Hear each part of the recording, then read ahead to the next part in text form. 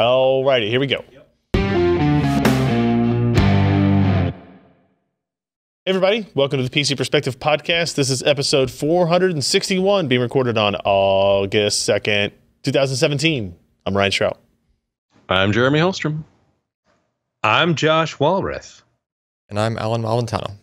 Your clicky thing makes noise. I know. Just tap it instead of pushing it. That's fine. I'm just saying. That's okay. They're gonna be copy and pasting during my show. Squeeze it, don't pull it. I would counter those requests. Welcome to the show, everybody. This is a PC Perspective Podcast. We talk about computer hardware and only computer hardware 100% of the time. It's been a busy week. I spent my weekend off in Los Angeles at AMD meetings and SIGGRAPH. So it's like the week never ended, and so that's a pretty great feeling, honestly. We do record the show Wednesday nights, 10 p.m. Eastern, 7 p.m. Pacific, PCPer.com/live.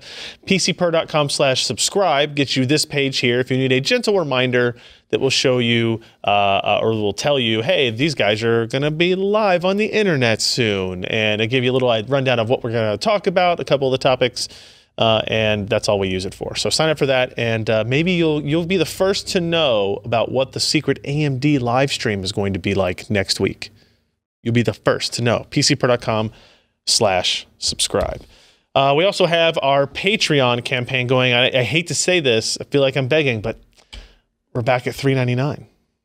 Oh, no. We're back at $3.99. Josh, don't do it. Somebody could be the 400th patron again. Again. Hey, so we got to check in. Who was our guy last week that was like the $100? $100. Yeah. It did go through. Oh, wow. Yeah. Oh, he actually emailed me to make sure it went through. Oh. So mad props out to him. Yeah. Absolutely did. Awesome. So Patreon, by the way, for those who don't know, is a website that facilitates you being able to directly contribute to us on a monthly basis. It could be $1 a month, $3, $5, $10, $20, $100 a month, whatever you actually feel like the content we produce is worth. Hey, we didn't hit that mark that I said we'd have to hit to do mailbags, and here I am doing mailbags anyway. M-A-I-L-E. Wait, mailbags. Mailbag. Did I say put an E on the end yes, anyway? You put an end on It's a mix of the two mail. Oh. Right? So you figure it out. Okay. So patreon.com/PCPer takes you to the site. You can contribute there. We're eternally grateful for anybody that appreciates us enough in order to do that. It's great if you run ad blocker. This is a good way for you to kind of make up for that socially and emotionally, I feel. And if you just feel like we're doing good stuff, we would greatly appreciate it. Anybody who becomes a patron or increases their Patreon campaign during the stream will get called out. Anybody that decreases their Patreon amount during the show will also get called out. Just saying. Just putting that out there. Real quick, we did mention we're doing mailbags now. This dumb face here. Oh, no. Where'd it go? There he goes. Is my face doing the second PCPer Mailbag campaign, just mailbag. This is really just me sitting in front of the monitor talking at it for about 24 minutes. So if you find that you're not opening any mail? I'm opening virtual mail. It's not as fun. Virtual M-I-A-M-A-I-L-E. I don't see a poll in the background. M-A-I-L-E. So it's just confusing enough to be interesting. So we've got that going on, and also you know what M-A-I-L-E in French means? I do not. Yep. Ball sack. Awesome. Is it really? It's a bag of balls. No. Oh, darn. Now I want to know. We also have, this is probably my favorite opening to a video ever. We're doing our PCPer plays. And this is where Ken and I, or two people or whatever, play a game for that a really little describes bit. our relationship, I think. Pretty much. The clap I just made, you mean? And Yes. the face I make. Yeah. So, an hour plus or something like that. This week we played Star Wars X-Wing, the original the 1994 or 5 version. Yeah. Slightly improved, added voice acting, whatever, but still the original graphics. You can come see us play that. I'm using a an old Logitech USB joystick as well. It was pretty fun. I did blow up a Death Star. Oh, no, you didn't. I You blew up a Star Destroyer. Yeah. I got killed on the Death Star level about 4 times in a row very quickly. And I went, nah, I probably shouldn't fast forward right to the last level of the game. Yep. So even though I would bet there's It wasn't almost... the last level of the game. It was in the middle of the game. Yeah, you're right. I would also bet that there's probably no difficulty differences. It's not like the AI is smarter in that one. Just more enemies thrown at you, probably. So check those 2 out on our YouTube channel if you haven't yet, and let us know what you think about the new content. So let's get into news and reviews of the week. We're going to start, we have a lot of AMD stuff to touch on, but we're going to start with, on the review side, this went up, I guess, right after the podcast last week. Yep. Yeah. Ryzen 3, 1300X, 1200, and 1300X and 1200 CPUs. The Ryzen 3 processors are the bottom rung of the Ryzen family. Ryzen 7, Ryzen 5, now Ryzen 3, kind of competing against the Core i3 processors. You can kind of see in this table here a little bit of what that looks like. Both of these are quad-core parts with 4 threads, so they do not have SMT enabled. They have base clocks of 3.1 or 3.4 gigahertz, and then boost clocks of 3.4 or 3.7. So 300 megahertz difference between the 2 SKUs. Still 2-channel DDR4 memory, 65-watt TDPs, and $109 and $129 MSRPs, which puts them in an interesting position, right? Because if you look at the Pentium or the Intel line, the Pentium G4560 is $80, thereabouts. Core i3-7100 is $119. The 7350K, which was an interesting part when Intel announced it to begin with, that there would be an unlocked kind of overclocking friendly Core i3 part. And then you go up to Core i5-7500 at $204. So the Ryzen 3s are again aggressively priced. And you can use these with any platform that supports Ryzen. That could be X370, B350, or A320. Although I would say using an X370 board is probably a bad move for cost concerns. Both these processors do ship with this cooler, the Wraith. What is it called, Ken? The Wraith Spire. Yeah, there you go. It's good. It's quiet. It's effective. We have no problems with this integrated cooler. Still all the same architecture and changes and stuff that go along with that. We did our normal rounds of benchmarks, Sysmark to Pavre to Cinebench. Let me go actually here over to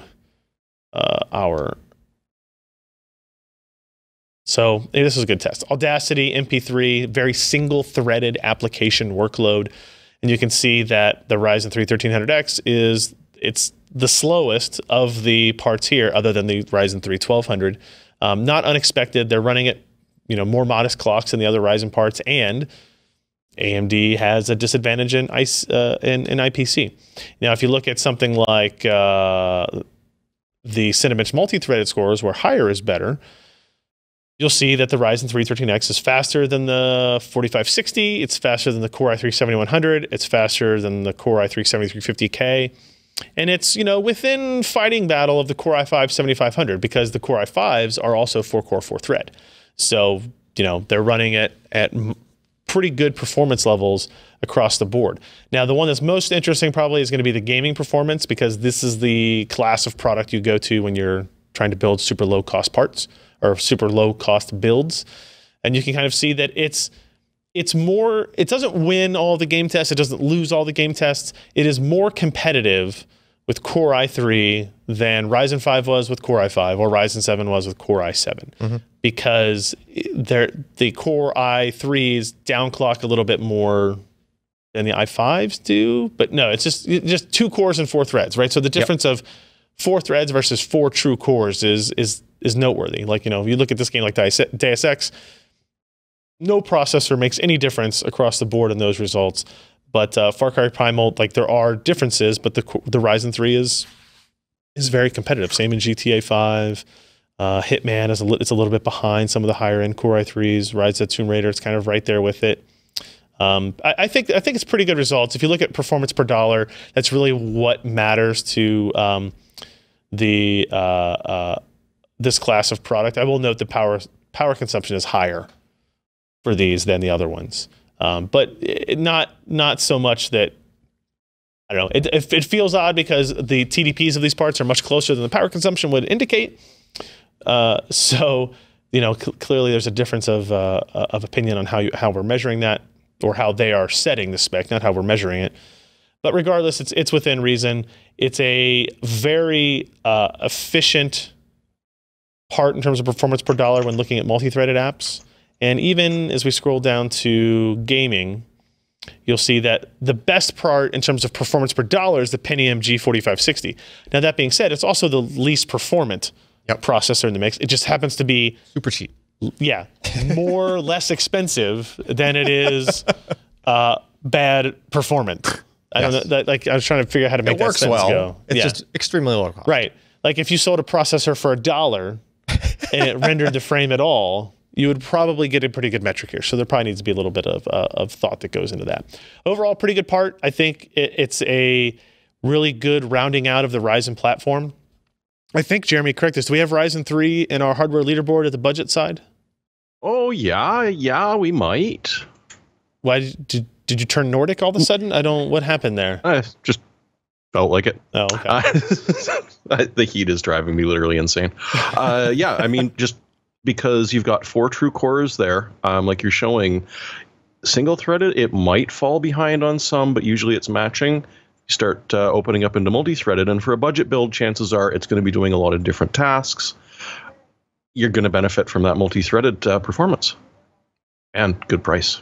Yeah, I think so too. Josh, any thoughts on Ryzen 3? I know you previously spent a lot of time with AMD processors. We haven't really gotten you any of the Ryzen stuff yet, which will rectify soon now that the whole family is kind of out and about. But I mean, do you think this is a good enough part, a good enough price to kind of make a dent? Yeah, for the price, it's really good because you get 4 real threads as compared to the i3s and the Pentiums. Even though sometimes you have a little IPC improvement on the Intel side, it is not exceptionally huge. It's not like, the old FX 4350s, which, it's a last generation bulldozer pile driver. It didn't do well. It was 2-module, 4-thread. It just couldn't compete. And now they've got things at a good price point. They don't throw out a whole lot of heat. You can overclock them a little bit. I mean, Ryzen's not going to be a great overclocker, but for the price, the platform that you can get either through B350 or X370, you get a whole lot of bang for the buck. Yeah. And having 4 full cores and thread support is going to put you in things that will really leverage that into i5 territory, which you're saving $100 off of with these processors. That's a significant amount. I will apologize. Like, we didn't do any overclocking testing. Humanitarian asked in the chat. We just kind of ran out of time on this particular launch. My guess is we're going to see it top out about the same thing we saw, like the higher end Ryzen 7 parts. It seems to be more of a chip level architectural issue. So somewhere around 4 gigahertz would be my guess, which could, especially if you can get that other Ryzen 3 1200, would be a pretty impressive perf gain for $109 CPU. You're probably going to need more cooler than what comes with this as well. So then you get into, okay, if you're going to spend $50 or $40 or $50 on a cooler, could you just buy a Ryzen 5 and get quad-core 8-thread? And what's the better use of your money in terms of actual performance? Really depends on what your workload happens to be. So check out that review. It is on PCPer. It is the Ryzen 3, and it is in the hardware leaderboard as well. Josh, you posted a review of the Fanatec ClubSport Lite Elite. I did. Isn't it Fanatic? Fanatic. Is You it? can't put Lite Fanatic. and Elite in a product name at the same time. Wait, it's Fanatic? Fanatic. Yeah. They're Germans. Oh, then they are fanatics. All right. So Yes. we're looking at a racing wheel. Give me the high level. What do Give we me the what do we lowdown. got? Okay, Yeah. so No, I said the high Fanatic level. has You been said a- lowdown. I said high level. Those are different things. So do you want the lowdown or the high level? I want the skinny. Give me the fat. The gouge. Just You guys talk are so about it. confusing. I know. Anyway, Fanatic.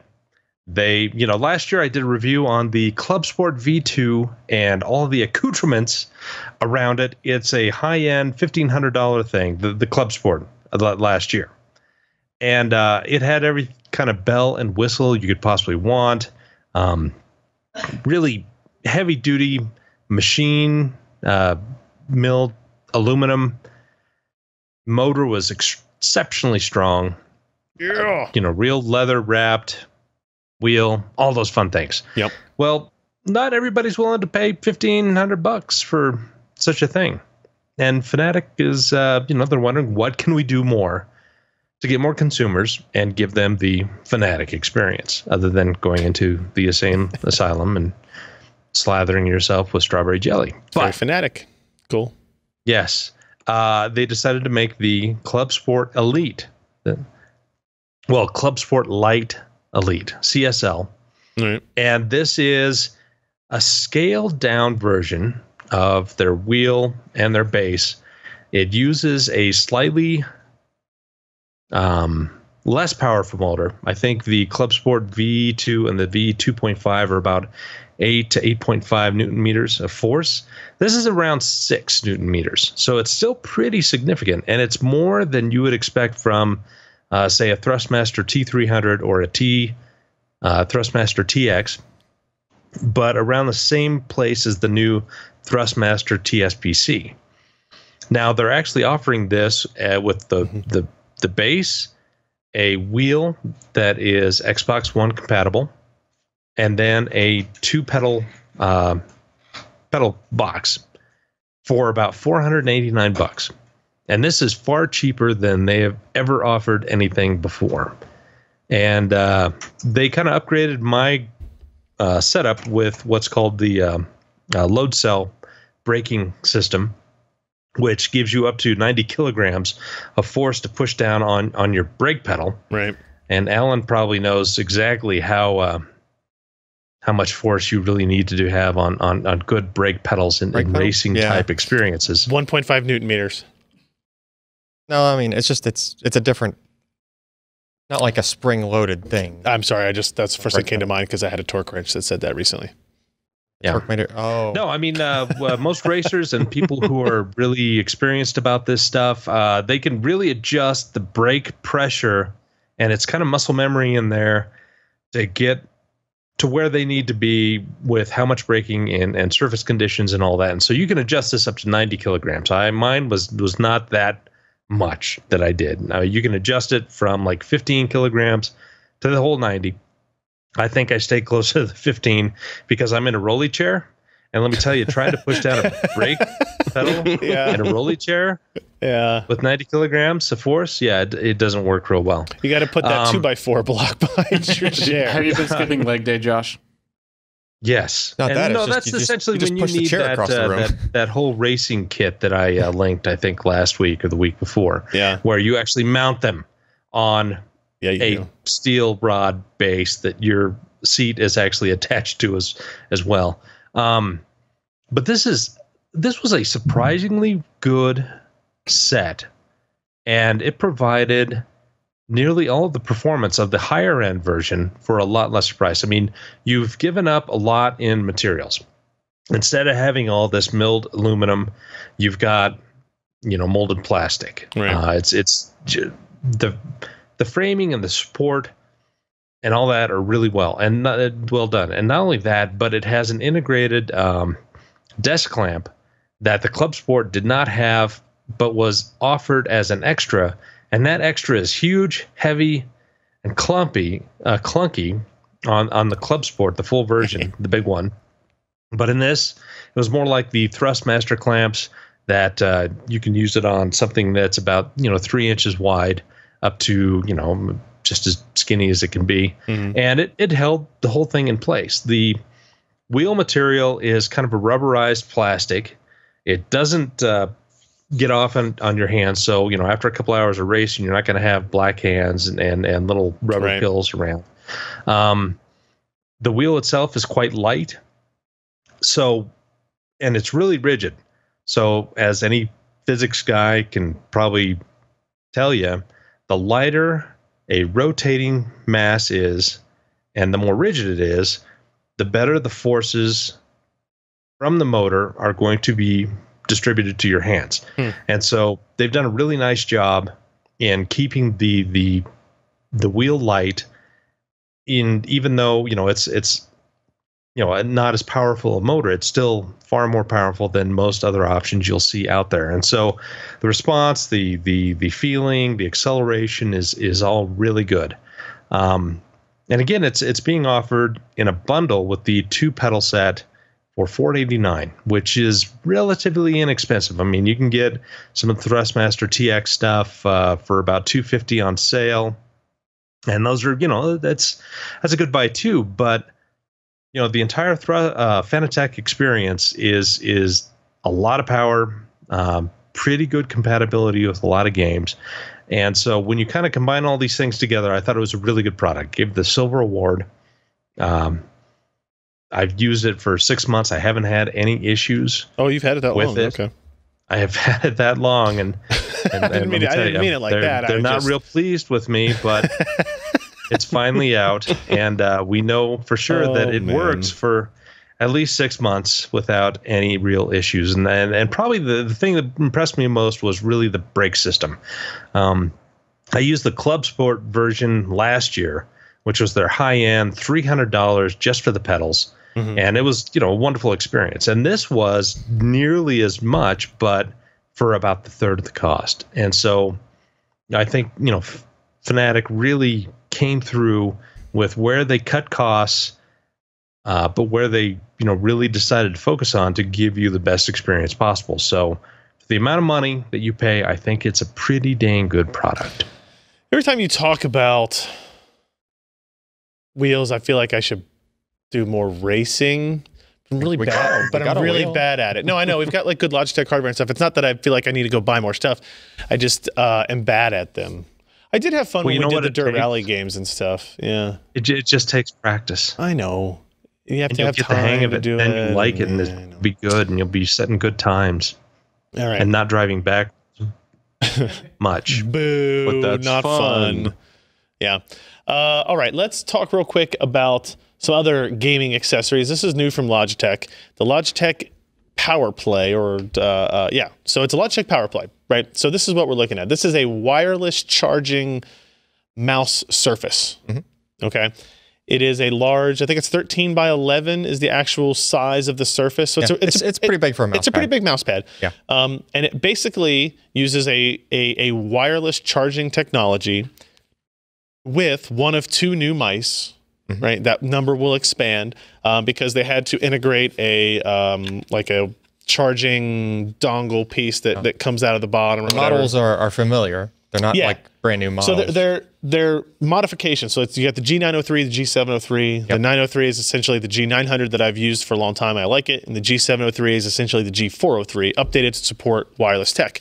Now the interesting thing is, before I go into more details on this, is like you could buy these mice today and just use them as mice and not worry about the wireless charging part ever. Yep, it just has a blank in the bottom circle, right? There's a blank and there's an optional weight, and then the third option is you put the wireless charging puck in it. And the idea is pretty simple, right?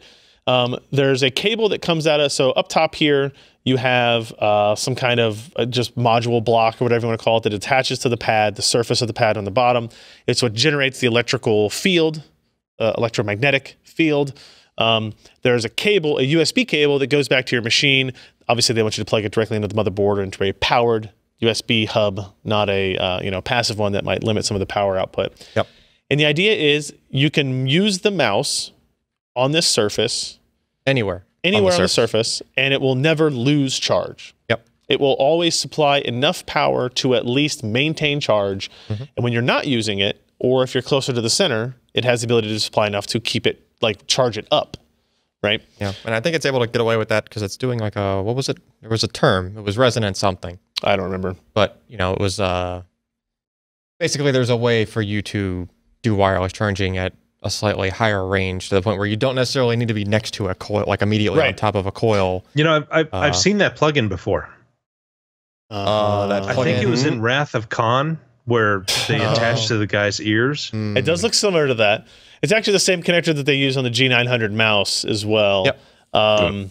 So the idea here is in this module here is both the stuff that supplies the power to the pad as well as the wireless receiver for the mouse. Mm-hmm. So you plug this cable in, that's how the data is getting to your actual PC. And then you just mouse like you would normally mouse, game, do productivity tasks, whatever it is, and you just never lose power. Yep. Even if you're very active with it, it'll still at least break even. Yeah. You can see in this photo here, you know, the blank versus, or no, this is the one here is the charging module. This one here is the one with the weight in it, and you just kind of cycle it, flip it in and out of the bottom, depending on which one you do. And the benefit of this model is you can, if you need to take your mouse with you to go to a LAN party or whatever, and you don't want to take the charging pad, the Powerplay, because maybe it's a little bit more fragile, you don't want to worry about it getting stolen, whatever it is. Kind of like, it is kind of fragile. It's a flexible thing, but it has coils in it. And you should not bend it. Yeah. Right. Yeah. Yeah. And it just works like a normal, like Logitech G900 wireless mouse, right? So, so you can have the like the dongle for it connected. Yeah, it still ships with the norm. Like the mouse comes as if there was no wireless charging. Right. So the mouse comes really. with the you know the cable and the little there's a little block like that lets you connect the cable to the dongle to make it a little bit easier for you to manage and stuff. Yeah. Yeah. Agreed. Yeah.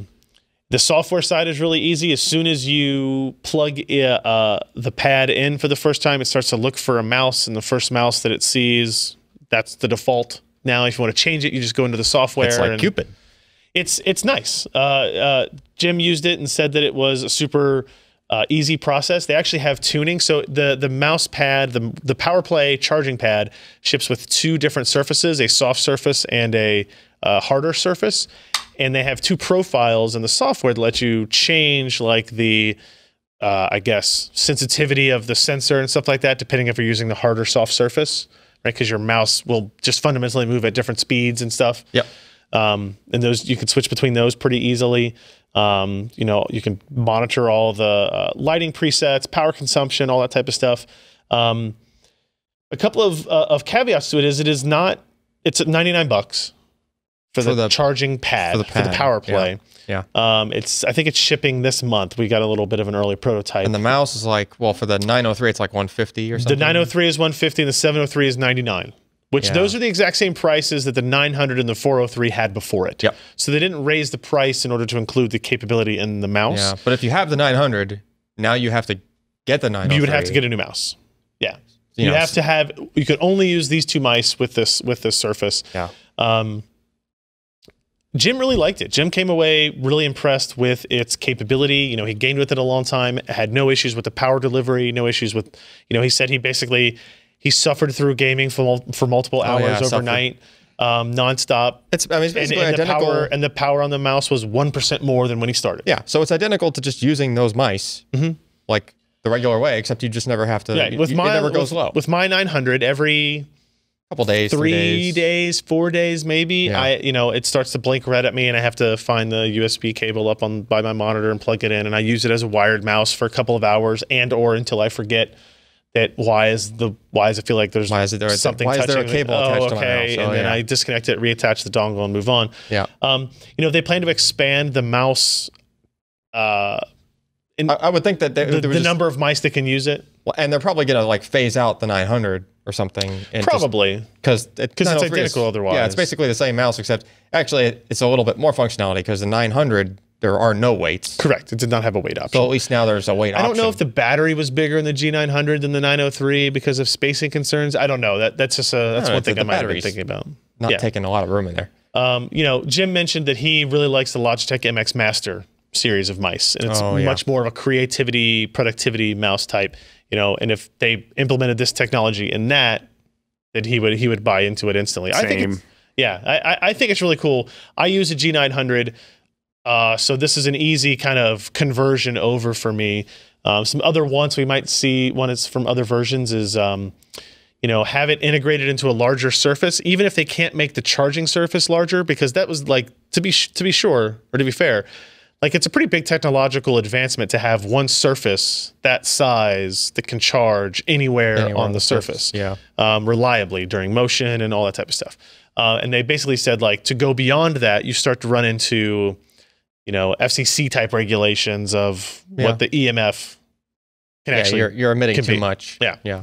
So interestingly enough, that's kind of the method that Corsair was showing at Computex. Is they have a normal mouse mat with a Qi charger, the wireless charging standard that most phones that do wireless charging use, integrated, but it's only in a specific portion of the mouse pad. It has a circle on the pad, so you have to remember to put your mouse over there when you go to bed or leave for the night or whatever whenever you get up from your desk. Yep. Which I think is a decent trade-off because, I mean, these mice have battery lives of like 20 hours, so you don't always need to be charging it.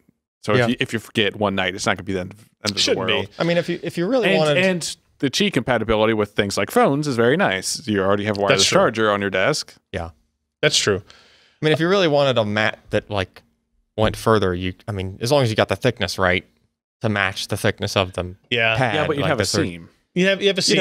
I know. Somebody, a seam or a bump. Somebody in the comments said that they thought they might route out a divot in their desk to have the surface. Rest perfectly in there. Which you could do that. That would work. That's pretty interesting. Maybe a little bit extreme, I think. Implementation. Once the next model that comes out, you're kind of screwed. Somebody in the comments asked for a pad that's bigger so it could charge a keyboard as well, or keep a keyboard maintained power consumption wise. I don't know if that's a significant higher amount of power, especially when you get into RGB keyboards. Yeah. In my mind, are you really that worried about the keyboard being wireless though? It's like it's on your desk. Only right? Like, it's just wires going across your desk in an area that could be usable for other things. You still have to have one cable though. You still have the cable for the mouse though, like I don't know.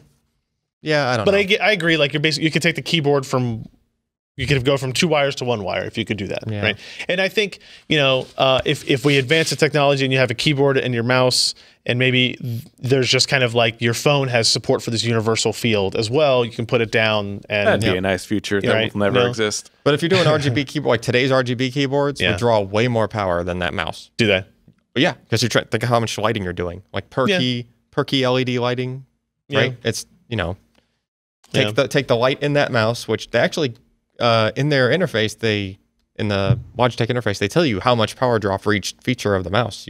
Oh, really? If you're worried, okay. And it's not meant for this one because obviously it's on the mat and it should keep it charged, even at the most power draw possible, right? Yep. But it was meant for the 900 when it first came out. You could kind of tweak like, oh, okay, let me turn the light off, and it would tell you like 10 milliamps or something, or even like adjusting the sensor tracking to be less power consumptive but not as responsive, not as much of a refresh. And I mean the sensor on this is the mouse is pretty intelligent in that when you stop moving it, it goes into a lower power state. Therefore, your net charging is higher no matter what position you're in, right? Net is better. I think they said from a technical standpoint, like if going from 0 to 100%, if you had the mouse sitting on the pad, it's like a 14-hour charge time, right? From 0 to 100% plugged in, it was like 2 hours. So it gives you an idea of kind of what the rates are and what the differences are. But it doesn't matter how long it charges if it never drops. Yeah. Right. That's kind of the interesting part. So I do want to, before we move on to our news of the week, which there is plenty of. We have lots of Patreon stuff to go through here. Tyler Smith edited his pledge from $5 to $10. Tyler Smith, that's awesome. We received a new $10 pledge from MB67.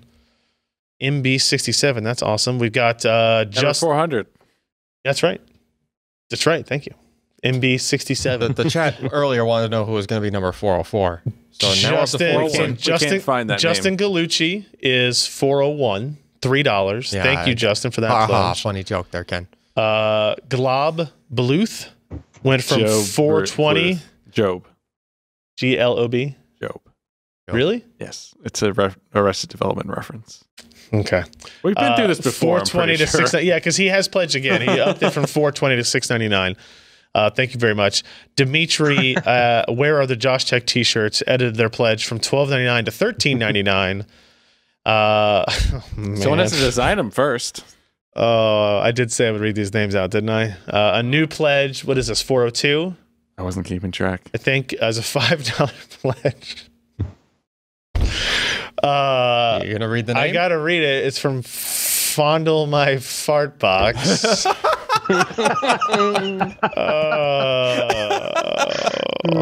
And James Poirier is a new pledge. That makes 403 for $3. Thank you, James. So there you go. Nice. Yeah, indeed. All right. And now we've hit 404 and we'll never see another update. Okay, let's get into the news of the week. So I was in Los Angeles, unfortunately, over the weekend for SIGGRAPH, but also to attend some AMD events. They had a tech day covering their RX Vega and their Threadripper parts. Honestly, a lot of the Threadripper stuff we already knew, the technical stuff, but we really didn't actually have clarification on any of the specs and stuff surrounding RX Vega. So now we know. We have the Radeon RX Vega 64 and the Radeon RX Vega 56, which are two distinct parts. The Vega 64 will be available in air-cooled and a liquid-cooled format. And you can see the specs here. And I actually want to... these aren't highlighting for some reason. I want to look at these, and I want to make a comment about these boost clocks here.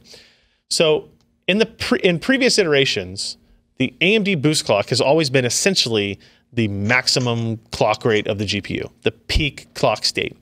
In NVIDIA GPUs, the boost clock is the typical clock rate in a gaming scenario. Mm-hmm. Like typical average, it would. Typical average clock rate. You might have some games that run higher, you might have some games that run lower, but in general, they expect you to meet that. And in my experience, AMD or NVIDIA has always underestimated that number so that we're almost always over that clock speed. Yep. And so everything above that feels like free performance, right? Because you were quoted, as a 1080 Ti is rated at 1582 megahertz boost. Those go way higher than 1500. Yeah. Now with the Vega Frontier Edition, it was listed at 1600 megahertz, but we never hit 1600 megahertz on that card. Yep. On the air-cooled card, we never hit it. It was always under. Always under. It was like 1440 was kind of our average-ish clock. Mm-hmm. With the RX Vegas, AMD has finally gone the same route and gone with an average clock, like a typical gaming clock. And that is the boost clock. That is the boost clock. So you notice how it goes down to 1471 on the RX Vega 56, 1546 on the Vega 64. Seems more realistic. More realistic. Yeah. And, this may be a little bit, it's a little aggressive. Now, we still have to verify that they're going to meet these claims, but that's the intent. And then that also puts in perspective, like the RX Vega 64 Liquid has a boost clock listed of 1677, which actually puts it near, if that's accurate, near the performance of our highest overclocked settings on our water-cooled card Vega Frontier Edition. Yep. And that would be stock for the Vega 64 Liquid. So that would be impressive, right? All the other specs are the same, except these cards have 8 gigs, not 16 gigs of memory. Same TDP ranges, so they're really high, 345 watts for the Vega 64 Water, 295 watts for the Vega 64 Air, and 210 watts for the Vega 56, which is actually significantly better. So that Liquid that a lot of people were, so the pricing, a lot of people were just kind of guessing that like it was going to be $400, $500, and $600 for the 56, 64, and then 64 the 56 Liquid. didn't really show up on the rumor mill until very recently, but yeah. Yeah, but the Liquid is actually $200 more. Yeah, so the pricing is super weird. Let's start with the Vega 64 Air, $499. That's exactly where I thought it should be. Yeah. After doing all of the testing and seeing where it met and kind of hearing a little bit about where the clock speeds would be higher versus the Frontier Edition, $499 is the supposed MSRP of the GTX 1080. We are kind of coming down off the high of our mining operations, so we're starting to see prices. I think we saw, what did we see today for Ken, like 509 or something like that, 519? Yeah, I think so. Pretty close. We're getting down there. So that's the right point. The Vega 56 at $399 puts it direct competition with the GTX 1070. Mm-hmm. And then you'll see that what I've listed there is $699 for the air-cooled. And we'll talk about that in a second. Yeah, it's odd. So those are the three cards. There's going to be the kind of plain black shroud, or as Vega 64 standard. You got the Vega 64 limited edition, which is still air-cooled, but has basically the design of the Frontier Edition, but silver with red pixel on it, which I think looks awesome. Yeah. They told me they're not sampling these to media though, which is very disappointing. They're going to send us the regular standard one. Which is very disappointing for me, I'm not going to lie. And then the Vega 64 liquid cooled looks like the Vega, Frontier Edition water cooled, silver, little bit lighter color silver it looks like, and then the same red pixel. So that's what you get for styling.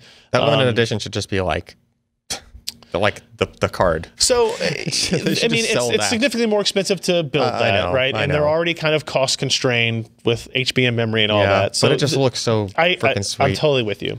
Yeah. Now, here's where things get confusing. So they didn't really show much in gaming performance. Our reviews will come out on the 14th of August, so we'll stay tuned for that. They announced these Radeon packs, which, a little inside baseball, like when they were talking to us about it the first time, everybody was confused. Like every media person I talked to after the fact had a different opinion about what they actually were trying to do and what the results were going to be. And it wasn't until the next day when we finally got clarification on some things. So this one might be a better slide to look at. So at the bottom, the base graphics cards, the Vega 64 air-cooled and the standard design, $499. Vega 56, the standard design, $399. Boom. End that. Okay. Now, look at the middle one at the top section, $599. The Radeon Black pack is the Vega 64 air-cooled card.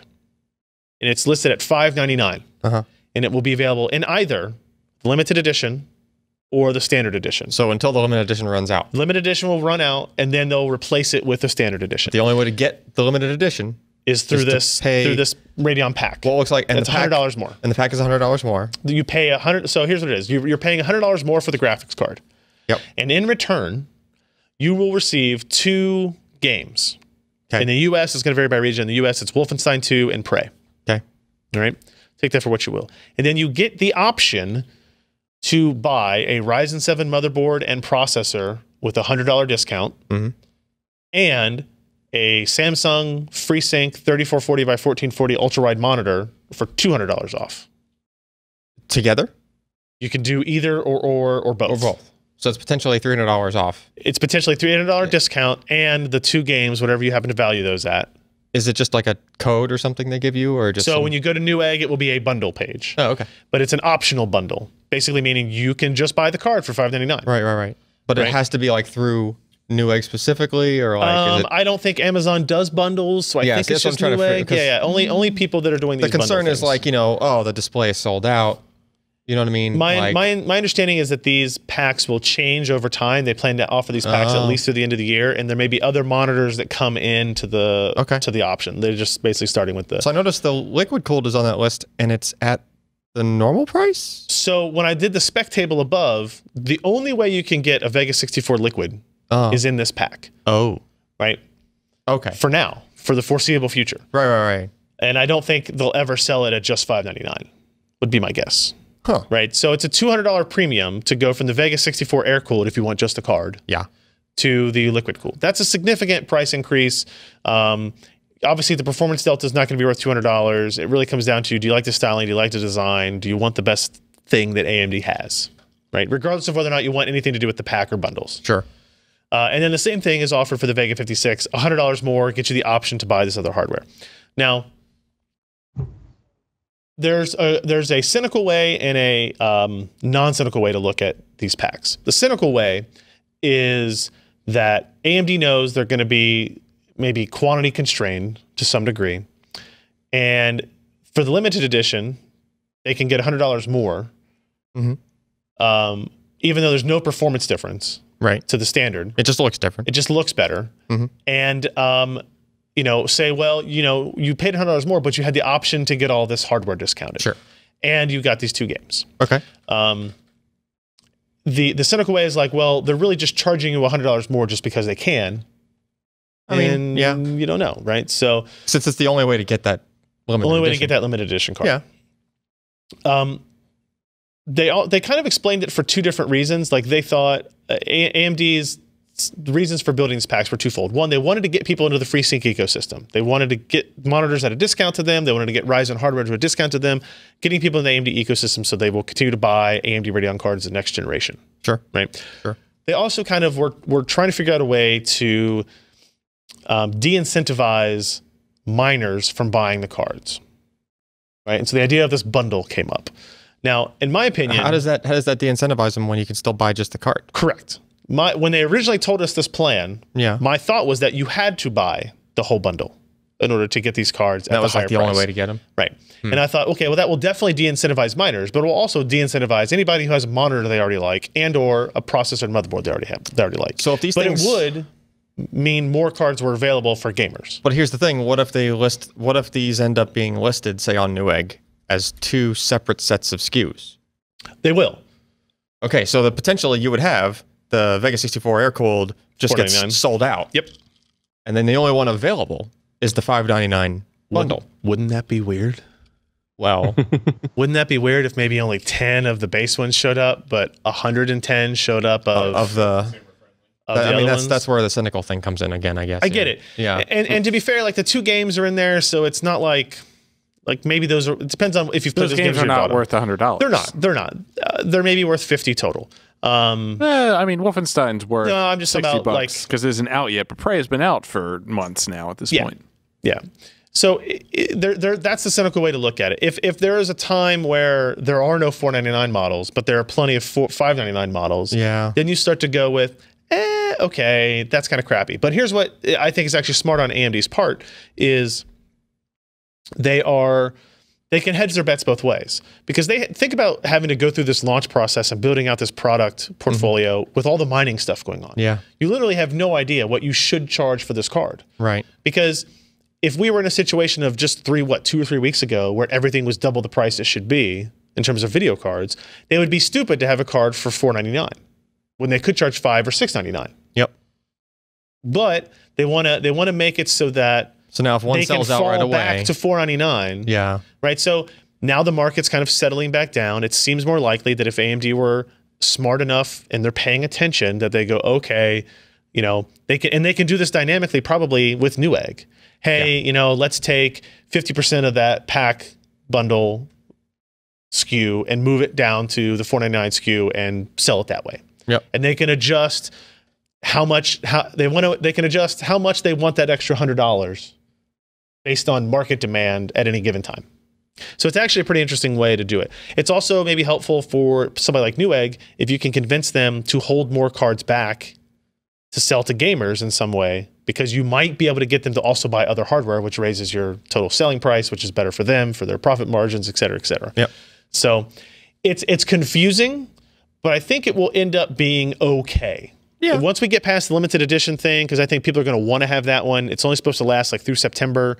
I'm really sad I'm not getting one. I'll probably have to send out some emails this week to make sure I get one. I wouldn't be surprised if it ended up like coming back later or something. Like just it's like the McRib. Yeah. Whenever aluminum comes back. The reason limited edition exists, I think, is they want to have like a premium version around until their partner boards are ready. So like ASUS announced, their STRIX, ROG STRIX version of it, and it's going to be $50 more and have the same clocks as the liquid cooled card. I wouldn't be surprised if there was a partner version of the board, but it was just that. It was just the limited edition. I don't know. I don't think they'd be able to do that. Now, I know we talked about this for a while. Real quick on the performance stuff, they didn't show any performance data. They showed stuff like this, right? This pisses me off. It's expected. I know. Right? So, I should be used to it by now. It still pisses me off. Why? It's just... They didn't show average frame rates. They didn't show... Give me the dang average frame rate. Like... But they want to sell cards at a higher margin. Hey, guess what? The average frame rate is lower than the other guys, so they're going to figure out a metric in which they win. I mean, and that's clearly the only reason you do this, right? Yeah. They didn't say that, but so the argument is this: is that hey, you should be buying one of these nice FreeSync monitors, and as long as you're within this range of 48 to 100, you're fine. Every time your 99th percentile minimum frame rate goes below 48, you have a bad experience because you start to tear or judder or whatever. I mean, at least they're doing a 99th percentile minimum as opposed to... Scott Wasson would have nothing else, I'm sure. Well, as opposed to just saying the minimum. Oh, yeah, no. That would be the horrible. minimum frame rate is dumb. Yeah. I think we all understand that. Although it's supposed to be the 1%, not the 99%, but still. It's the 99th percentile minimum. Yeah. So it's the bottom 1%, the bottom 1%. Averaged or more or less. Yeah. Right. And so basically, as you would expect for the AMD provided data, the RX Vega 64 beats the GTX 1080, right? In these games, meaning that more games run inside that range than in the GTX 1080. They don't talk about how high they go or anything like that. I've heard some discussions with some people that, they picked a monitor. First of all, there's a couple reasons this is stupid. If you look at that graphic, they have, like, that's actually meant to look like a FreeSync monitor, kind of, but it's the band, it's the range of the FreeSync monitor. And they're just going, oh, look, Vega 64 sits within that band. Its minimums are within that band. But G-Sync monitors don't have a bottom end on that band. That's correct. It's all based on the idea that, and it's not also a coincidence that they picked monitors that don't have low frame rate compensation, because even their own LFC tech doesn't have a bottom end of the band. Would negate the bottom end of the thing. Right. Yes, so I agree with you. Because then on the 4K monitor, they chose a 40 to 60, which NVIDIA G-Sync monitors that are 4K don't have a bottom end. I don't know if there are any 4Ks, the FreeSync, that have LFC, because I don't think you can have that big of a range. You have to have at least 2x range. Yep. But so I agree. It's kind of an oddly staged performance metric. I don't even want to know how long they sat in rooms trying to decide how to do this and how to present it. So we'll leave it at that. We're going to do our own testing soon enough. We won't have to worry about it. So that's it. That's all we know. That's all we're going to know until August 14th. There were some rumors or some potentially leaked GTX 1070. I'm sorry. Yeah, GTX 1070 versus Vega 56 benchmarks today. But I talked to somebody else who I trust a whole lot who said that wasn't likely to be the case. Everything all right over there? All right. And so I don't really want to dive too much into those leaked things, because they had the RX 56 being significantly faster than the 1070, which is what AMD told me it would be. I just don't know if I am ready to really believe in that yet. I want to. And apparently the RX 56 is supposed to have a lot of overclocking headroom too. So you know what's absolutely amazing about this? No. The 1070 and 1080 have been around for 1 year and 3 months. Yeah. That's the other thing. I mean, look, if you look at it from an architectural observation point, right? It's not great, right? It's 18 months after NVIDIA released 1080. Yeah, I mean, at least they caught up. It uses significantly more power. That's another problem. Yeah. It is not drastically cheaper. It's not going to be less expensive, right? Yeah. Now, to be fair, the 1080 did launch at $100 more, right? It came down to $499. So, I mean, think of this on the flip side. As long as the 1080's been out, like, couldn't NVIDIA stand to do like another price cut if they wanted to on that thing? They felt the need. I mean, could they versus would they is very different, right? Yeah, so, sure. I'm just saying, though, like, they probably have enough margin at this point. NVIDIA has more margins than AMD. Correct. So if they wanted to do that. But I honestly don't think NVIDIA has any desire to do that. Sure. They'll probably just leave it where it's at. I'm just, you know. Yeah, I don't think... I don't think they're super worried about it, you know. And if something changes and it does, then yes, they do have the ability to move, and we just don't know how close Volta is, right? Yeah, we just don't know. January. Is that what you're hearing? January. We'll see. And in which case, I don't know what to tell AMD. If they got 5 months to make hay. Yeah, wait for Navi. I will say, coming out of this, I have a better feeling about Vega than I did, right? Because they priced it correctly. Power consumption is bad, but whatever. If the performance per dollar matches, you'll find plenty of people that want to buy something like this. Sure. Right? FreeSync monitors are cheaper than G-Sync monitors. I get it. So, like, yeah. Like, I mean, when you think of the whole ecosystem, there are other reasons. I just, you know, I don't like it when vendors take away like the primary comparison points and try to. I mean, as long as you're okay with that one monitor, that Samsung panel, then like it's a net $100 off. Something else I would really warn people. I hate saying this because it's not actually for sale yet. That monitor looks like it might be $200 discounted already on Amazon compared to the Newegg price. Yeah. So just when you're buying these things, keep an eye out for that, right? So don't just trust that you're getting some kind of $200 discount because AMD says you are. Go see if you could buy that monitor on Amazon for $200 cheaper, and then buy the $100 cheaper version of the video card, right? Yeah. Like, just and something else to consider is that like a couple of weeks ago, I linked that 29-inch ultra wide, and that's a FreeSync capable, and I believe it goes from like 42 to 75, and that would be a great combination with like the Vega 56. Yeah, to push the pixels. And, you know, for only $229, and I think, you know, after mail-in rebates, it's like $199. And for an IPS panel that has that kind of range, it's not fantastic, but boy, it's a big upgrade from anybody's 60 hertz panel that is not FreeSync. Yeah, I agree. Like, yeah, we'll see. Like I said, August 14th is coming up. You know what's coming up before August 14th? August 13th? August 13th? August 10th. 12th? Oh, 10th. If I let you guys keep going, we would have hit it eventually. Okay. So the other thing they talked about was Threadripper. We know almost all the details about Threadripper, except they actually showed off and announced a new one. So we knew about the 16 core. We knew about the 12 core. They also announced a Threadripper 1900X, which is an 8 core 16 thread part. Now you might be thinking, well, Ryan, the Ryzen 7 1800X and all the Ryzen 7 parts are 8 core 16 threads. And I'd be like, you're correct. Right. However, so this is 2 die, so it's going to be 4 cores on each die. Right? 1 full CCX each die will be enabled. Okay. It's not like 1 die totally disabled or whatever, because you still have access to quad channel memory. You still have 64 lanes of PCIe. And if you look at this, the base clock is actually 3.8 gigahertz with a boost clock of 4, not 2 gigahertz.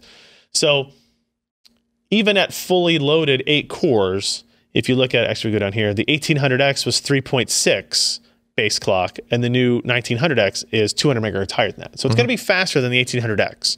Pretty much across the board. You got 4-channel memory, and it's $50 more than the MSRP, maybe $100 more if you consider like the street price of the 1800X. This is basically AMD's answer to the 8-core, what's that Intel part, the 7820X, I think, that came out. I think that's $599 or something like that as well, which we did just get in to. So it'll be interesting to compare these.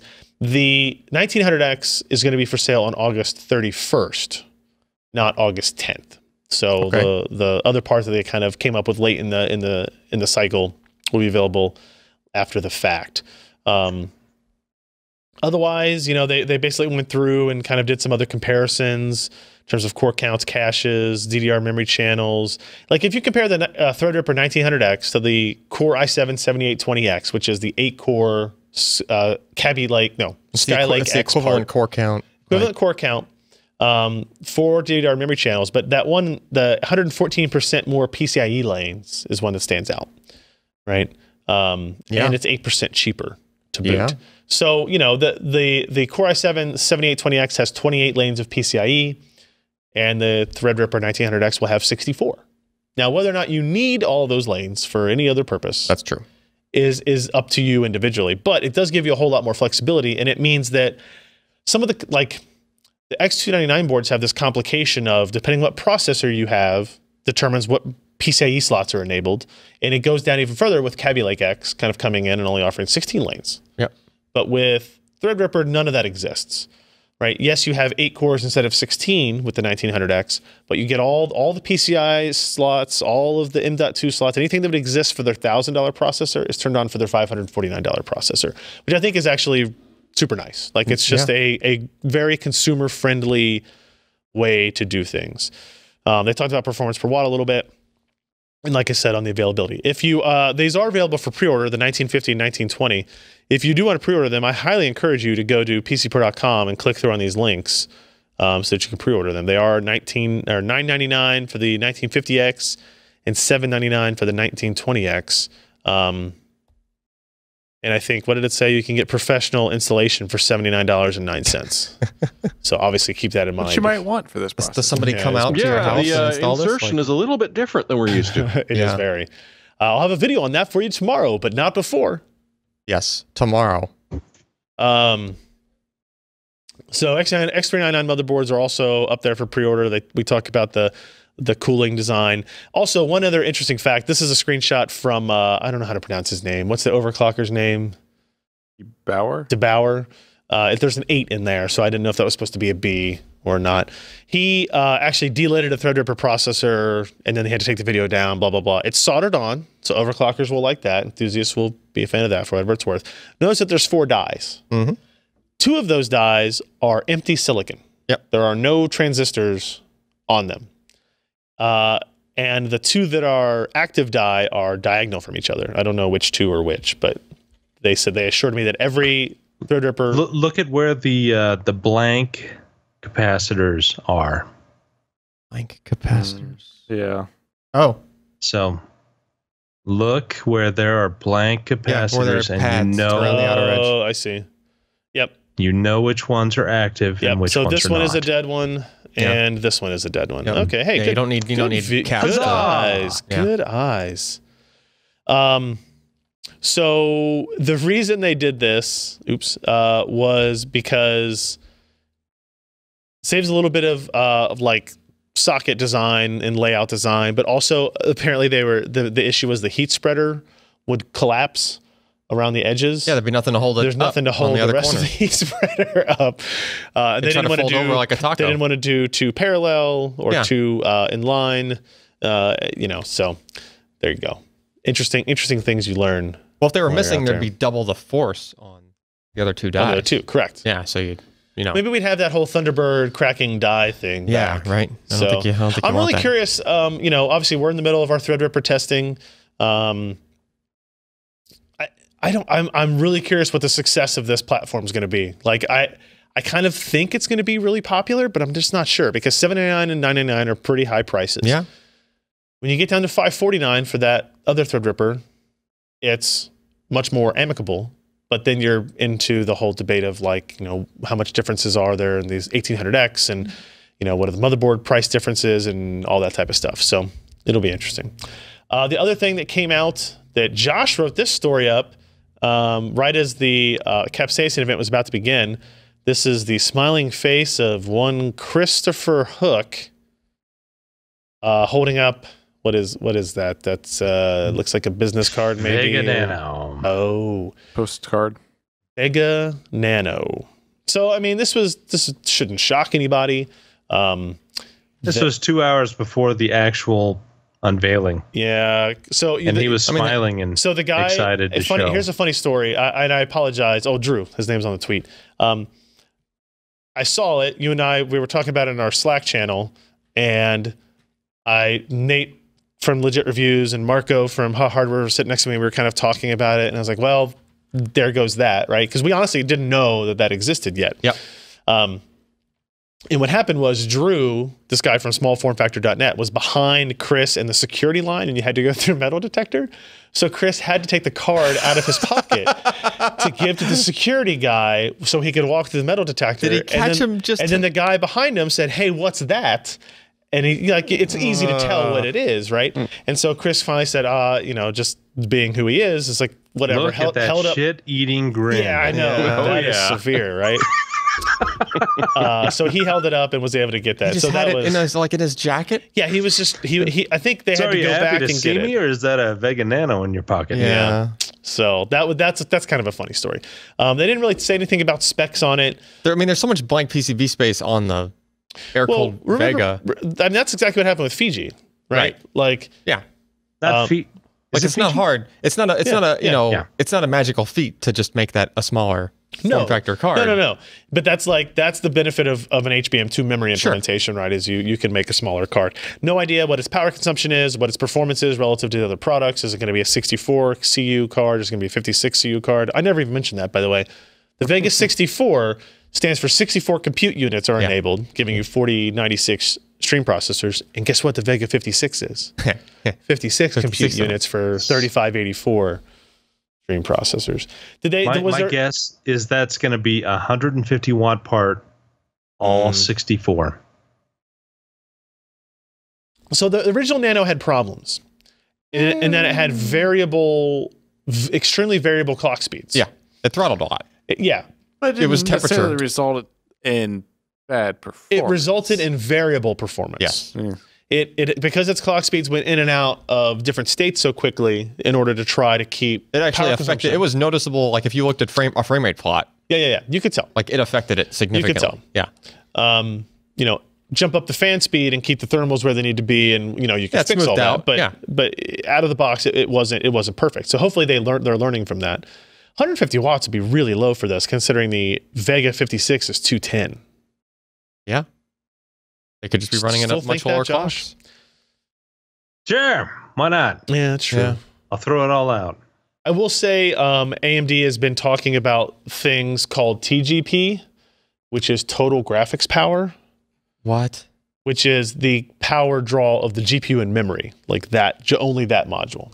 Oop, which I don't like. There was a video. What else is there? Total board power.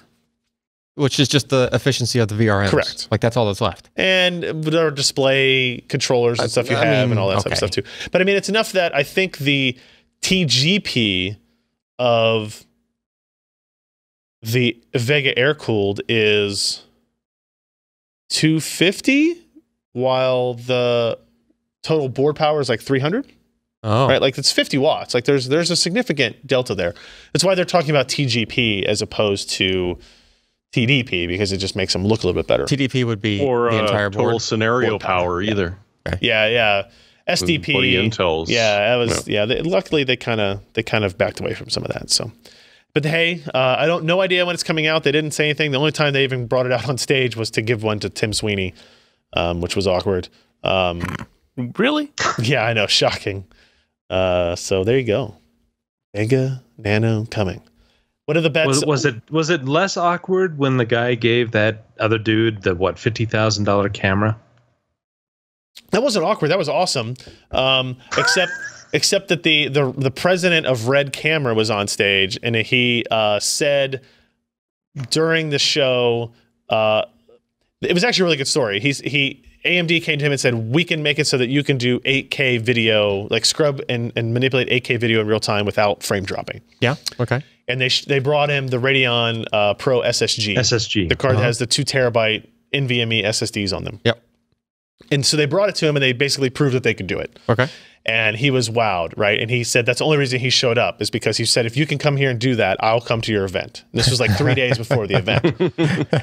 And they showed it, and he said, so now I'm here. And he said, and he gave them a camera. He gave the camera to Raja first. He said, this is for actually giving an F about the community that you work with. Yeah. Right? Blah, blah, blah, blah, blah. Okay. He didn't say F. Well, that's a nice gesture then. Yeah, it was. And then Raja gave the SSG and the Red camera to the Tim Sweeney. No. Weird, huh? The Bahabuli. Yes. Director. The director of that movie, which is now the highest grossing film in India. And I believe it's Raja's He was like an cousin? EP. He was like an executive producer or something on that. Raja was. Yeah. Yeah. Because I think it's his family, it's his cousin. I don't know. Or something. I hope I'm not getting that so super far off. But there's a racist joke in here that we need to avoid. Yeah, that's what I'm trying to say. Like, I'm not trying to say, oh, look, they're both Indian, so they're probably related. Like, I believe. Why'd you just say those words? I'm just saying. I'm saying I didn't think that. But I think it's his cousin. I was gonna say brother, but I think it's his cousin. Okay, it's cousin. Yeah, I think that's right because they, Radeon, AMD Radeon Pro was like part of the, like in the credits and all that kind of stuff too. I sat through a seemingly very long presentation at GDC during their capsaicin about the VR experience tied to that movie, and I did not know what was going on. Yep, agreed. All right, let's run through the rest of this news, guys, pretty quick. HTC announced a standalone VR headset. Wow, that's awesome. Why haven't I heard of this? A standalone VR headset is one that is not connected to a PC, but also does not need a phone. Okay. It has all of its own hardware. So a built-in phone. It is a built-in phone, right? I'll just take the phone, permanently install it. This one, the one that they announced, which I believe is accurately called the HTC Vive standalone VR headset, I believe that is the name. Yeah, better name. Is only going to the China market. Okay. But they did announce essentially the same thing at Google I/O, where they announced this with the Daydream technology kind of integration, right? Now, what's cool about this, there's two things that interest me about this. One is, so it is like a built-in smartphone, except you get rid of some of the smartphone limitations. Yeah. You can have a bigger battery. Yeah. You can have you can have a fan. Right? Oh, that's true too. To cool it down so your face doesn't get as sweaty. You can run the GPU and you can run the clocks higher because you're not as concerned about thermals and heat and battery life. Mm-hmm. You can adjust the OS so you don't have to worry about background processes as much. There's a whole lot that you can do in this. You can add better sensors. You can add better cameras. You're not limited on where the camera placement can be because it's attached to the phone. You can get 90 FPS out of the display. Yeah. Which many phones you can use different displays. Now, to be fair, these are going to be slightly lower cost when they start out. So I expect more in terms of battery life and thermals, but maybe not as much on added performance necessarily. But all the rumors are that Oculus, they're going to announce a standalone headset very soon. HTC has now announced the standalone headset.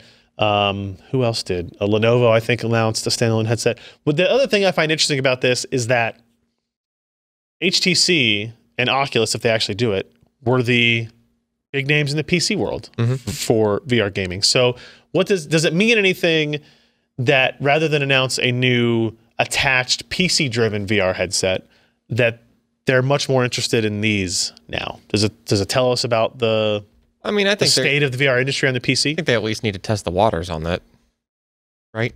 Even if the product, even if it doesn't do fantastic, like the barrier to entry is lower to make essentially an Android phone integrate into a headset. Oh, sure. Than a complete ecosystem. Yeah, you don't need a PC that's strong enough to drive and et cetera, right? You don't need all that other stuff. I think the important part for this to work also is with the 6DoF technology, which is 6 degrees of freedom. Yeah.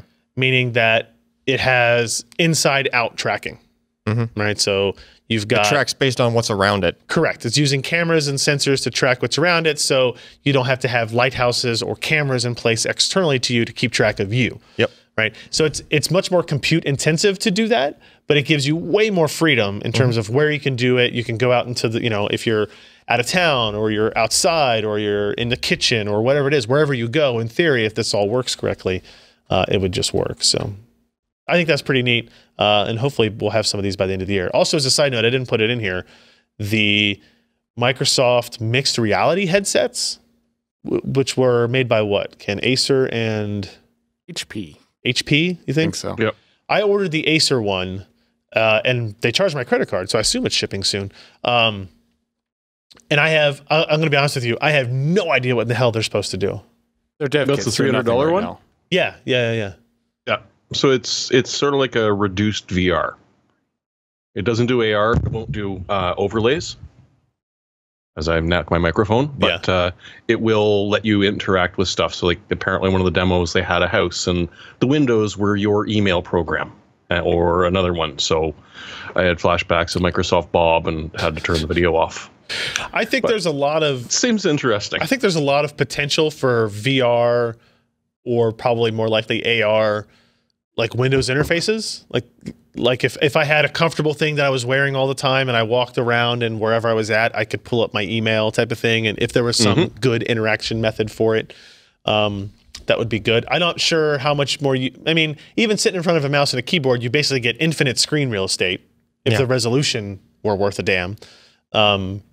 But that's the key. That's the key component there. That was funny when I moderated a panel at SIGGRAPH on Sunday, and the Google Daydream guys, one of his bigger complaints was that you need more resolution for these headsets, not because of the graphics, because your mind can kind of fuzz those a little bit, right? But reading text, and heads-up displays, and reading emails and stuff like that in VR is very poor because of the jagged edges that it provides. Yeah. So. The only thing that makes it better, in my opinion, is when you do the oversampling thing, or I forget what it's called. You basically do 1.5x, like. Oh, sure. But I mean, at the end of the day, you still only have so many pixels on the screen. I know. It just helps the aliasing a lot. Yeah. Right. Yeah. What else was in the news? Oh, this was interesting. So Wolfenstein 2, which is one of the Vega 64 pack-in games, if you go with the Radeon pack, will apparently use FP16 math for some shaders. Josh, do you understand what that means? Do you understand? Well, do you remember back in the day in DX9? And correct me if I'm wrong, but there was partial precision and then full precision. Yep. Video supported FP16 and FP32, while ATI was FP24, which is still considered partial precision, but better precision than FP16. Okay. And then everybody kind of migrated to FP32 as the basic and standard. Correct? And now we've gone back to the place where some people said, you know what, we don't need FP32 for everything. Why don't we do FP16 and get a lot more performance? I will say that the verbiage for this doesn't make me feel good. Like the verbiage is like, well, you can use FP16 when it doesn't have to look as good, or it doesn't look as good and it doesn't really matter as much, right? And you think that that's not why you get into PC gaming, but in reality, like that's all of gaming is a compromise of that kind, right? Otherwise, we'd all, everything is ray traced 100% of the time. So I like the idea. They showed a couple of things. They showed a couple of things at the tech day where, hey, this shader, when we've converted it over to FP16 instead of FP32, runs 25% faster. It's only one part of many shaders in this application. So, that might, if we do this, we've done this to 4 or 5 shaders, and it maybe nets us 3, 4, 7% total performance, right? So there's some real validity to that argument, but it does require developers to program and target specifically for it. Just like primitive shaders, a new feature of Vega requires developers to target specifically for it. Mm-hmm. So we'll see how much this really matters in time, because this is not a feature that Pascal has, right? They do FP16 math, but they don't do it at 200% of FP32. Josh, you don't have to know what the rates are. I don't remember. Not on Pascal, but yeah, I mean, if a modern group of GPUs that didn't support FP16, I mean, they would get, it has a compatibility mode essentially. You get an FP16 command or instruction. It takes up the same amount of space as an FP32. Okay. And so it's just a lot of wasted resources. Yeah. But it still can support that functionality. But in this, they can actually split an FP32 kind of, I guess, pipe, you want to call it. Correct. To be able to do 2x16. Yeah, there was a story that Anantech did that tested FP32, they tested FP64 and 16 in comparison to FP32. And on GP104, FP16 was 1/64th the speed of FP32. Jeez. So you would never do that. Because getting lower precision at 1/64th the performance is a bad deal. Yeah, but double it, and it's like 1/32. That's right. Which is the equivalent, which is the exact performance they get of FP64. So you could do double precision at the same speed. GP100 does do double precision, or does do half precision double pack math at 2-to-1. So there you go. Obviously, this is something that we'll probably see in NVIDIA's next generation architecture. So if there are advantages that crop up from this, they will have it at some point as well. Okay. Is this our last story? Could be. I feel like I've heard the term BICS before. Yep. Talked about that last week. So what is Western Digital saying about BICS 3 that Toshiba did not say? Yeah, so like a month ago, Toshiba announced, hey, we're going to do 4 bits per cell on Flash. And then on the same day, Western Digital said, hey, we're doing 96 layer. Yep. Right? Yep. Which is actually BICS 4. Okay. Anyway. Lighters. So now what we get is a TLC or a QLC announcement from Western Digital, kind of the same as what the Toshiba announcement was. These two companies work together on this technology, correct? Their BICS Flash is between both of them, and technically SanDisk, because SanDisk is part of Western Digital now. Yeah. So, it's acronym soup here. So you have TLC, which is 3 bits per cell, which in BICS terminology is called X3. Sure. And then 4 bits per cell is X4. Okay. Right? And they have BICS 3 and BICS 4, which is 64 layer and 96 layer. So you can combine marketing people. You can combine these two. Marketing people NAND stuff should be shot. Okay. So the announcement was to say, hey, we're announcing that on our 64 layer stuff. Yeah. Right? The slightly older now stuff, not the newly announced stuff. 96 stuff, yeah. We're pushing that to 4 bits per cell. Okay. Okay. Yep. And what that nets us capacity wise is 768 gigabits per die, which is 96 gigabytes. That's 96 gigabytes per each die that's inside. Now, I realize on the 64 or on the 96 layer? On the 64 layer. Okay. I'm with you. I'm with you. Okay. I got it. I'm with you. I'm sure the guys at home are But too. it was a little bit confusing in the press release, and actually some of the sites that picked up this post actually wrote wrong about it because the TLC version of this on BiCS3 on the 64 layer was 512 gigabit, which is 64 gig, right? Gigabytes. So to go from one to the other was a 50% increase in capacity. But going from 3 bits per cell to 4 bits per cell does not give you 50% more. No, it should be 25%. No, it's 33%. Oh, yeah. Yep, you're right. You're right. Right? Going the other way would be 25% lower. Yeah. So it's 33% increase. So where'd the other 17% increase come from? Well, they would just have to have reworked how, like, there's more cells, basically. So it's not the same exact die, and they flipped some switch, and they made it go. Because we were sitting here, you and I were having this discussion across our desks about how does this math work out, and the answer was they changed it. That's the only physical way to do that. Like, it's just it just doesn't work any way other than that. I get it. So it was good that they gave us some numbers, because there were no capacities per die in the Toshiba release a month ago. They just said, hey, 4 bits per cell, official. Right. And that was basically it, right? So now we have some numbers to go with it, so that's good. It's almost 100 gigabytes per die in an SSD. Now realize SSDs, typically when you look at an SSD with like chip packages on it, like there could be 1 die in there, but there could be up to 4 dies in there. Some companies even go higher than that. They try not to, but typical SSD could have several packages. Each package can have, 4 dies inside of it. Typically is the max. So that just adds up quick, right? Like for not that many packages on. Yeah. Is it? Oh wait. What? Is it 10 cents per gigabyte?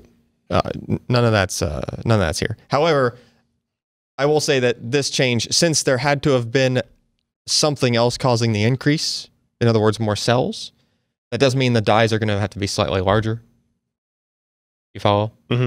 So it doesn't just magically reduce the price by 50%. You know what I mean? Because like it's you have less of these per wafer. Anyway, so having the numbers from that and having these other announcements that all happen in parallel, like there's a hypothetical you can kind of go into, and that is, well, what if you did the 4 bits per cell on the 96 layer? Right. Which they hinted at the end of their release. They're like, hey, we're doing this on BiCS3 now. We're going to do it on BiCS4 in the future. Basically, is what they said, right? They didn't give us numbers for that, but I mean, you can do math, right? You can just be like, okay, well, what if you just went from 64 layers to 96 layers with all the other numbers being the same, right? 144 gig per die. Like that's more than Will that be 10 cents a gig? I don't 7 cents a gig. Ooh, I mean, yeah, a new standard to reach for. I like it. Yeah, and if you had not that they would necessarily produce this, but like you can make a package with a 16 die stack in it. Sure. And if you did that, it would be 2.3 terabytes. Yeah. In one package. That's cool. Will it be? Well, it still won't be 10 cents a gig. That's still $2,300. Is that no? For what? I wasn't paying attention. 10 cents per gig at 2.3 terabytes. Yeah. $230. That's why it's a ridiculous metric. $230. Yeah. And that does seem kind of crazy when you say it out loud. And every time we go down this road of, hey, 4 bits per cell, my goodness, the endurance and the reliability and everything just has to go down the tubes, right? The slide that I keep repeating in some of these posts, it doesn't say it flat out in the slide, but where are you at? I'm on the slide. Oh yeah. So there's these numbers on the bottom there of the slide, and what they're trying to show you is like... Yes, exclamation point. No. They're trying to show you like the margin. So like on the left, they're showing you, okay, if you had planar flash memory that was non-3D versus this 3D stuff, like what does your margin do? So for like MLC, it went from like 1 to 6. So basically they're saying like you can store 6 times the number of electrons, roughly. Okay. Right? When you move to this in the BiCS format of this 3D flash, right? So since you're going to such a high margin, you can get away with going to 4 bits per cell and still have a reasonable margin. I see. Right. Reasonable amount, so that if you did have the same amount of leakage from either technology, right? You'd still be better off. Obviously, got to control that. Well, you know, got to control that. But for the most part, I mean, you're going to have to. This is not going to be meant for like some enthusiast SSD. It's going to be meant for more of your, you know, mainstream kind of things when it comes out, right? Gotcha. When, you know, it's not meant to. You can't just hammer away at this flash and do like random writes all day long. It's just not going to last that long. Before we get into our picks of the week, I do see that our good buddy Anthony Pettit is in the chat room. He is the one who brought us such amazing thumbnails as last week's podcast thumbnail. Yes. RS360. Right. Yes. Unfortunately, it looks like based on the church one, that was a classic. Yes, that's right. Mm-hmm. Yeah. How about the CD-ROM? He hurt his wrist. Which wrist? His Photoshopping wrist. I think it's his left wrist. wrist. Is he left-handed? I don't know. Maybe. I mean, he's in the chat. I'm sure he'll answer. I just wanted to say sorry about whatever happened. I'm sure it was Josh's fault in some capacity. I'm sure it happened while he was trying to do, you know. He was probably trying to do a Photoshop so quickly in order to get a funny picture up of us that spasmed. It was so hideous that he went. TV fell on his arm. Put his hand, went to smack his head. Words aren't escaping me. Just move on. All right, fair. That's fine. We can do that. Let's get into our hardware and software picks of the week. Mine is a subset of one of the products we talked about already, the Logitech G903. I've long been a proponent of the G900. I really liked that mouse. Yeah. You can actually pick up the G900 for like $110 today, I guess. Is that because the 903 came out at $150? No, I mean Logitech products just kind of they just do that, right? Yeah, they'll eventually come down off their MSRP a little bit. I'm sure this is part of it, but so if you, it's a really good design. I really like it. I mean, it's ambidextrous, so Anthony will like it if he's left-handed. Wait a minute. Does it not have buttons on the other side? No, it does. On this model? You can swap them. Yeah, you can swap them. But so Anthony, he hurt his wrist after 2 screws. Yes. Oh, there we go. No, I've got that backwards. He hurt his wrist and they inserted 2 screws. Oh, gotcha. Oof, Yeah. that's bad. Well, no, there was one in there, which was what hurt him, and the second one's there to fix it. you can actually add the other 2 buttons Correct. at the same time. Yeah, you can have And they're four additional side buttons. Yeah, and they're additional buttons. Correct. Right. Yeah. So it's $149. Mooncat makes a pretty good observation. What's If you've got internal fixation screws in your wrist, do you want to put it over the charging pad of your mouse pad? I'm sure it's fine. Those are titanium, right? In Jim's story, You get a charge out of he it. talks about that. There's nothing is affected by the metal. It just it's less efficient of charging if you have metal things, like if you put your keys in the mouse pad. They're not going to heat up and eventually melt. No, but you're still But dissipating. could we implant an LED into his wrist? Oh, yeah. And have it light up? Then it could light up on the charge That's probably pad. true. If you put in something, you could charge your wrist up while you're there. Yeah. For later. Sexy cat.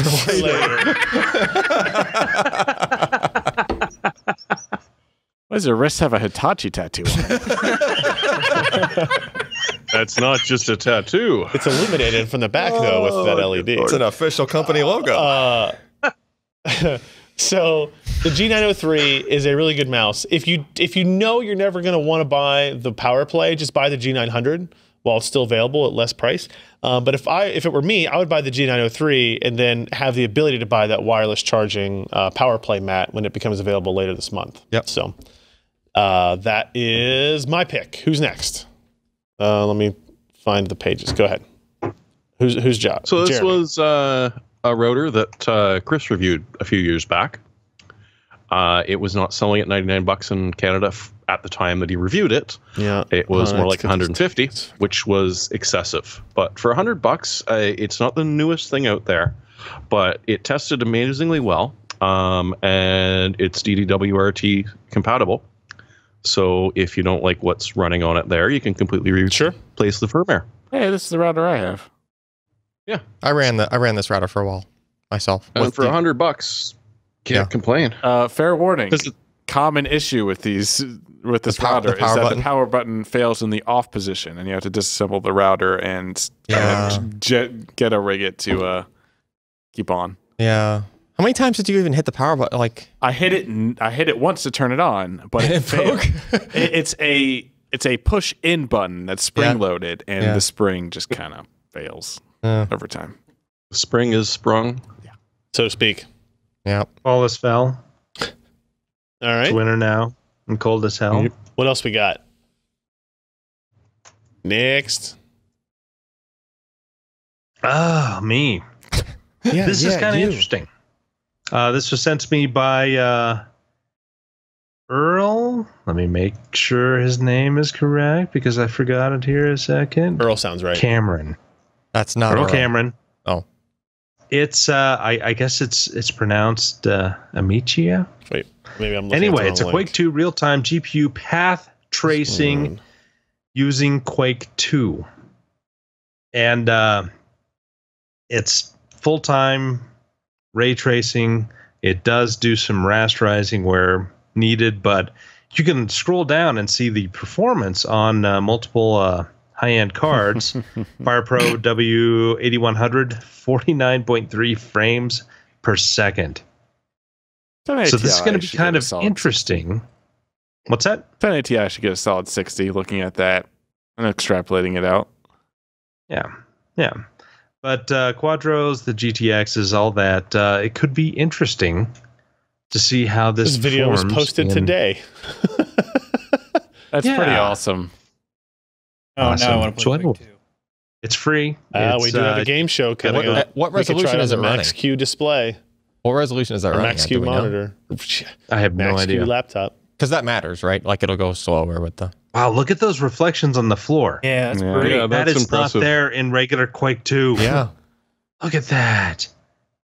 Yeah. That's kind of cool. That's All right, pretty nice. Maybe This we'll could be try it. interesting This was running on a benchmark. Titan XP here. Yeah. So. But it's ray tracing.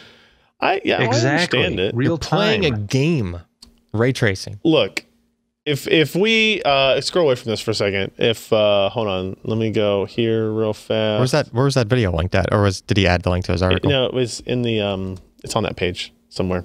Yeah.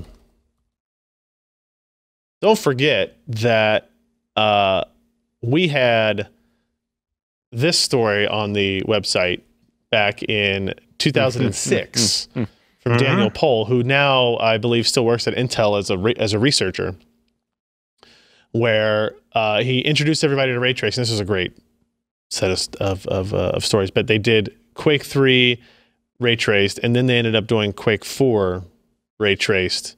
Don't think it as about well. Quake 4. Was he playing it?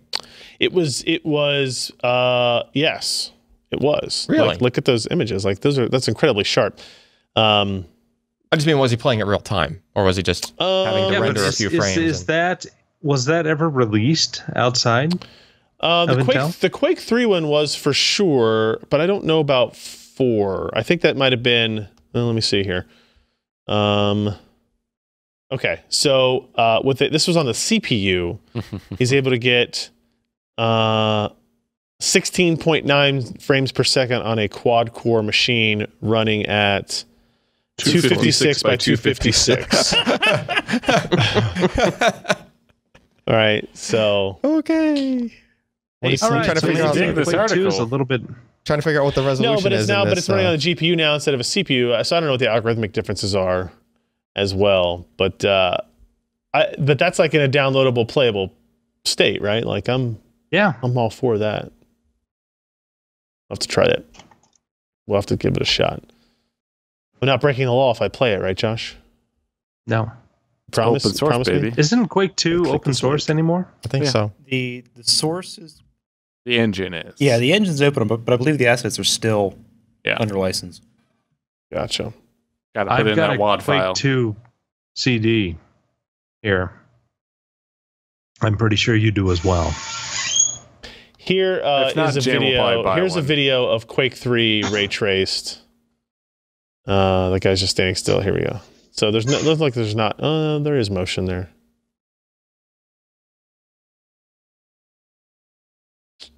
It's exciting stuff. That's a lot of spheres. Tiny bubbles. It's a lot of reflections. I don't know what's going on with the shotgun necessarily, but you know, deal with what you can. All right, who else is up? Alan, what was Yeah. your pick? So when I was growing up, I used to like those electronics kits or anything that would like connect computers with electronics. Yes. Try to like merge both things. Ran across this. This is like a really, really cool looking thing for kind of like youngins to learn. Anybody into Arduino kind of programming or stuff like that. But think about this as a prepackaged. You don't have to solder anything. You don't have to go too deep into like learning code immediately, but it is programmable. So there is like a way to program it and a way to like kind of code your own games with this thing. But it's called the Pixel Kit. It's just, I don't know what the size of the array is, but it's basically just a box with like an LED display on it. It's like a little chunk out of like a display board at like a stadium. Right. Kind of, right? Right. Just imagine that in a handheld format with a couple of buttons on the front of it and able to hook up to a computer and program and just make it do different stuff. Looks really cool. Looks like think so.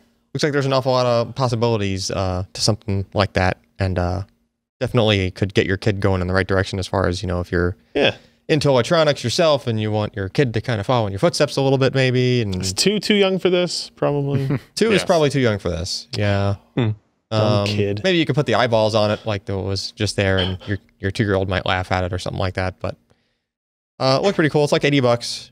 Yeah. And then I kind of have the more adult version of that, which is the kind of thing I would imagine Ken getting. Is number 2 there? Yeah, fair. That's cheaper. It's $25, and it's a bigger panel. Well, you have to bring your own Raspberry Pi. You have to bring your own Raspberry Pi, yes. But it is a does it say what the grid is? It's a huge. They would in the specs. It's like 25 by 25 or 30 by 30 or something like that. LED panel, RGB LED panel. One of my friends in college, when he graduated, he taped one of these to the top of his hat. That's pretty cool. He had a program that was nerds, pulling son. in. Yeah, no shit. Yeah, pulling in some information. I forget what it was even now at this point. I mean, looks pretty cool if you want to tinker with something that would, make a display, square RGB LED display to show whatever the heck you want it to show, since it's connected to Android. I mean, or Arduino. Look at that! Oh, that was This is really bad demo video. Oh, I don't think this includes the Matrix. What? Oh, that kit doesn't include the Matrix. It's the controller to drive the Matrix. Oh, you're kidding me. Yeah, it works with either 16 by 32, 32 by 32, or 32 by 64 matrices they sell. Well, that's annoying. Well, now I gotta find. You can also daisy chain them together up to a certain point. Yeah, that's what they showed in that video. That was they had 4 on this of them running page together. Yeah. And like a spectrum analyzer running It's across. still going to be under multiple $100 for. Yeah, it shouldn't be. Cool. It shouldn't be that expensive to put something like that together. All right, cool. do we have anybody else? Did anybody else have one in there? No? Fantastic. That's going to end today's episode of the PC Perspective Podcast. Only thing I'll say is go to pcper.com/podcast. You can find all the back episodes, RSS files, MP3 files, video files, SoundCloud embeds. I don't know what the hell else is there. Links to all the stories we talked about today. Yeah. So, and any of the picks as well will be included in there. So It also has who's on the show. it does have who's on the show. Yeah. pcper.com/podcast. Go there. With that, we will see you guys next week. I'm Ryan Shrout. I'm Jeremy Hellstrom. I'm Josh Walrath. And I'm Alan Malventano. Bye. If you enjoyed this content, consider supporting in-depth technical content by contributing at patreon.com/PCPer.